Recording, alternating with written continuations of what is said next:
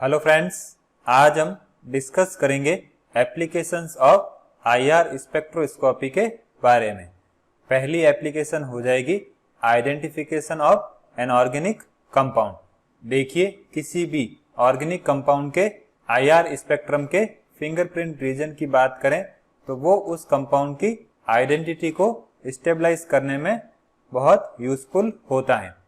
अब इसका यूज कैसे किया जाता है तो देखिए, अगर किन्हीं दो कंपाउंड्स में सेम फंक्शनल ग्रुप प्रेजेंट होते हैं तो वो फंक्शनल ग्रुप रीजन में सिमिलर बैंड शो करेंगे, लेकिन फिंगरप्रिंट रीजन में वो हमेशा डिफरेंट स्पेक्ट्रा शो करते हैं। तो इस तरह से हम उन कंपाउंड्स को फिंगरप्रिंट रीजन की हेल्प से डिफरेंशिएट कर सकते हैं। सेकेंड एप्लीकेशन हो जाएगी स्ट्रक्चर डिटर्मिनेशन। तो देखिए, किसी भी अननोन कंपाउंड के स्ट्रक्चर को हम आईआर स्पेक्ट्रोस्कोपी की हेल्प से स्टेबलाइज कर सकते हैं। अब स्ट्रक्चर डिटर्मिनेशन में नेगेटिव एविडेंस को पॉजिटिव एविडेंस से ज्यादा कॉन्क्लूसिव माना जाता है। मींस किसी कंपाउंड के आईआर स्पेक्ट्रा में जो पीक एब्सेंट होती है उसको ज्यादा इंपॉर्टेंट माना जाता है, और अगर किसी कंपाउंड में पीक एब्सेंट होती है तो उसका मतलब होता है वो फंक्शनल ग्रुप उस कंपाउंड में प्रेजेंट नहीं है। अब नेक्स्ट हो जाएगा डिटेक्शन ऑफ इम्प्यूरिटीज। देखिए, किसी भी कंपाउंड में इम्प्यूरिटीज को डिटेक्ट करने के लिए उस कंपाउंड के आईआर स्पेक्ट्रम को प्योर सैंपल के आईआर स्पेक्ट्रम के साथ कंपेयर किया जाता है। अब कुछ केसेस में इम्प्यूरिटीज स्मॉल अमाउंट्स में प्रेजेंट होती हैं तो उससे जो बैंड्स बनेंगे उनकी इंटेंसिटी बहुत कम होती है। तो इस केस में उन इम्प्यूरिटीज को डिटेक्ट करना पॉसिबल नहीं होता है।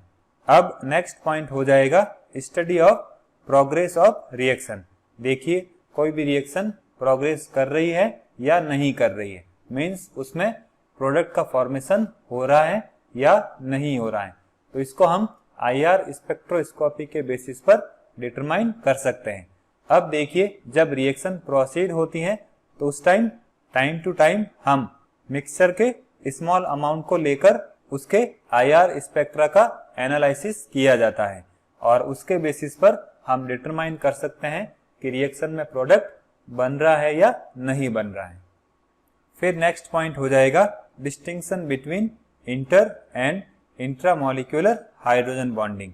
देखिए, अगर सैंपल के सॉल्यूशन का डाइल्यूशन करते हैं और उससे अगर आईआर फ्रीक्वेंसी में चेंजेस आ जाते हैं तो वहां पर इंटरमोलिक्यूलर हाइड्रोजन बॉन्ड प्रेजेंट होगा, और अगर डाइल्यूशन करने पर आईआर फ्रीक्वेंसी में कोई भी चेंजेस नहीं आते हैं तो उस केस में उस कंपाउंड में इंट्रामोलिक्यूलर हाइड्रोजन बॉन्ड प्रेजेंट होगा।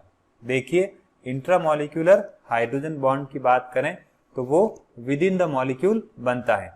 अब इस केस में डाइल्यूशन करने पर हाइड्रोजन बॉन्डिंग पर कोई इफेक्ट नहीं आता है, इसलिए उस कंपाउंड की आईआर फ्रीक्वेंसी अनअफेक्टेड रहती है।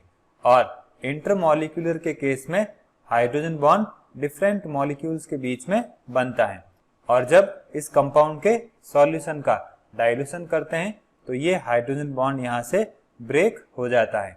इस वजह से इस कंपाउंड की आईआर फ्रीक्वेंसी में चेंजेस आ जाते हैं। अब बात करते हैं कीटो इनॉल टोटोमेरिज्म की। तो देखिए, कीटो और इनॉल फॉर्म टोटोमेरिक मिक्सचर के फॉर्म में एग्जिस्ट करती है, और ये दोनों फॉर्म्स आईआर रीजन में कैरेक्टरिस्टिक एब्जॉर्प्शन शो करती हैं। अब आईआर स्पेक्ट्रा में जो बैंड बनेंगे उसमें एक तो बनेगा कार्बोनाइल स्ट्रेचिंग फ्रीक्वेंसी की वजह से, और एक broad absorption band OH stretching की वजह से, और एक band carbon carbon double bond stretching vibrations की वजह से बनेगा। देखिए, कीटो फॉर्म में कार्बोनाइल ग्रुप प्रेजेंट होता है और इनॉल फॉर्म में एक कार्बन कार्बन डबल बॉन्ड और एक OH ग्रुप प्रेजेंट होता है। अब बात करते हैं ज्योमेट्रिकल आइसोमर्स की। देखिए, ज्योमेट्रिकल आइसोमर्स में हम सिस और ट्रांस की स्टडी करते हैं। अब ज्योमेट्रिकल आइसोमर्स को हम डाइपोल मोमेंट के बेसिस पर आइडेंटिफाई कर सकते हैं। सिस आइसोमर के लिए कुछ डाइपोल मोमेंट की वैल्यू होती हैं और ट्रांस आइसोमर के लिए डाइपोल मोमेंट की वैल्यू 0 होती है। अब सिस आइसोमर की बात करें तो ये carbon carbon double bond stretching vibrations show करता है क्योंकि इसमें डाइपोल मोमेंट होता है। और ट्रांस आइसोमर की बात करें तो इसमें carbon carbon double bond stretching vibrations symmetry forbidden होते हैं।